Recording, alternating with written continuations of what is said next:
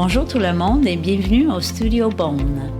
Au cours de cet épisode, vous allez découvrir le parcours de nos stagiaires, ceux qui les a amenés chez Bone, ceux qui sont appris durant leur stage et ceux qui rendent leur expérience unique. Bonne écoute!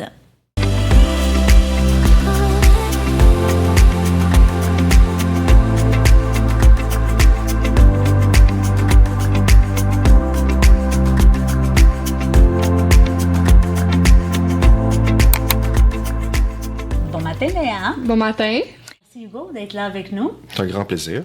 Bonjour Papa Ali. Bonjour Emma. Merci d'être avec nous aujourd'hui. C'est un plaisir. Bonjour Kamel. Bonjour Emma. Présente-toi et parle-nous de ton parcours.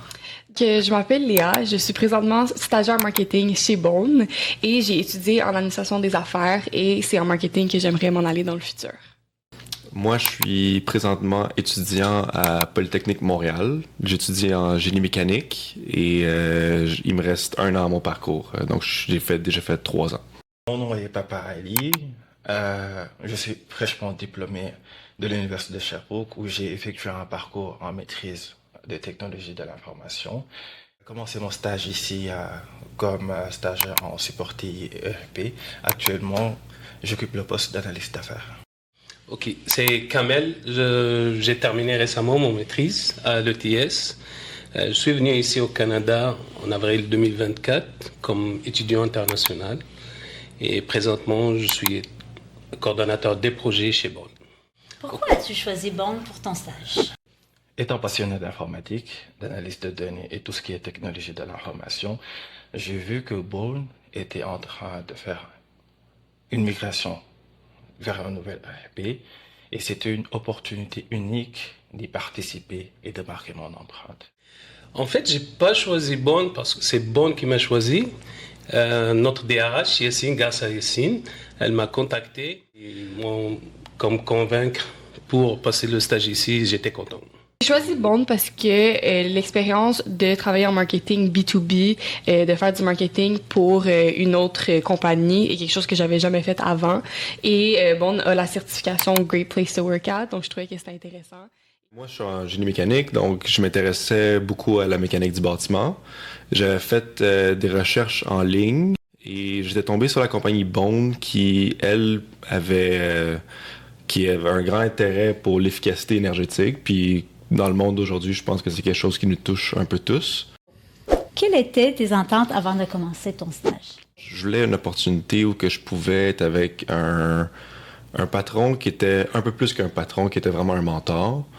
Et quand que j'ai eu mon entrevue avec Jean-François, il a partagé avec moi que lui, il cherchait un bras droit.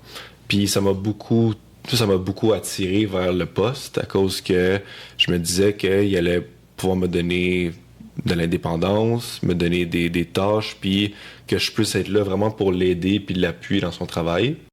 Avant de commencer mon stage, c'est sûr que je m'attendais à développer beaucoup d'expérience, de passer de la théorie à la pratique et de faire partie d'une équipe professionnelle. Est-ce que la réalité a répondu à tes attentes et pourquoi? En rentrant chez Bone, ma première journée, j'ai trouvé ça vraiment, vraiment cool. Je suis arrivé ici, puis une fois que j'ai fini mon introduction rapide à toute l'équipe, je suis parti avec Jean-François pour aller sur un chantier. Puis dès ce moment-là, il s'est mis à m'expliquer comment est-ce que tout fonctionnait, c'était quoi le projet, c'était qui faisait quoi. Puis autant technique que plus organisationnel. Puis après ça, il a repris ce même type d'enseignement-là tout au long de mon stage. Il m'a permis vraiment d'apprendre et en me donnant de l'indépendance, donc en me donnant mes propres projets, en me donnant rapidement beaucoup de responsabilités. Franchement, oui, parce que j'attendais de m'impliquer sur les projets en cours ou faire peut-être l'estimation d'autres projets et être autonome dans ces projets aussi. Et c'est ce qui m'est arrivé chez Bone. Oui, je dirais que la réalité a répondu à mes attentes parce que je pense que même si ça fait pas longtemps que je suis chez Bone, j'ai l'impression que j'ai déjà acquis beaucoup d'expérience et j'aime que je suis pas juste en point de vue d'observation, j'ai l'impression que je participe vraiment au projet. Peux-tu nous donner un exemple d'un projet ou d'une réalisation à laquelle tu as contribué? OK. Il y en a beaucoup de projets, réellement, mais je pense le plus important, c'est le projet que j'ai fait, la partie contrôle, à partir de l'estimation du projet jusqu'à la fin du projet. Et ça me tient au cœur que ce sera bénéfique à l'entreprise et aux clients. En fait, j'en ai deux dont j'aimerais parler. Le premier, ça a été un projet chez un de nos bons clients. Et ça, c'était la correction de dépoussiéreurs puisqu'il y a des nouvelles normes qui ont été mises en place. Puis on devait installer un système anti-explosion. Et, ce qui était le fun, c'était qu'à tous les jours, pendant la réalisation du projet, il y avait des imprévus. Il y avait des nouvelles contraintes qu'on n'avait pas nécessairement vues parce que une fois qu'on enlève une partie de l'équipement, mais là, on peut voir c'est quoi réellement la situation. Puis, il faut s'adapter rapidement. Puis, en tant que gestionnaire de projet, c'est pas moi qui va installer, mais c'est moi qui dois trouver les solutions. C'est moi qui dois s'assurer que ça se fasse le plus rapidement possible.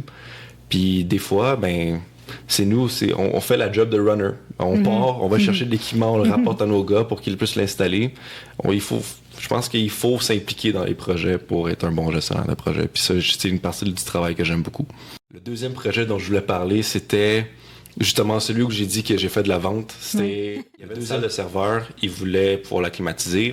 De là, j'ai pu vraiment utiliser ce que j'apprends à l'école, puis faire mon travail d'ingénieur de faire de la conception.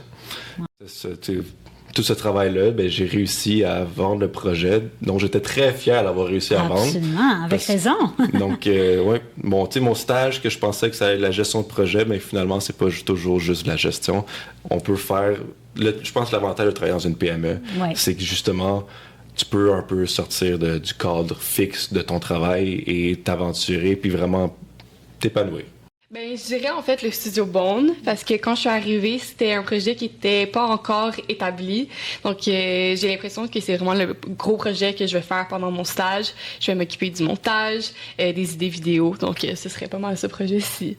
À quoi ressemble l'ambiance de travail chez Bone? Chez Bone, je dirais que l'ambiance, quoi qu'elle est professionnelle, j'ai l'impression qu'on est vraiment une grande famille. C'est une ambiance vraiment amicale et vraiment agréable à travailler. Chez Bone, je dirais que l'ambiance de travail est très chaleureuse. Très, très chaleureuse. Les gens sont souriants, sont contents.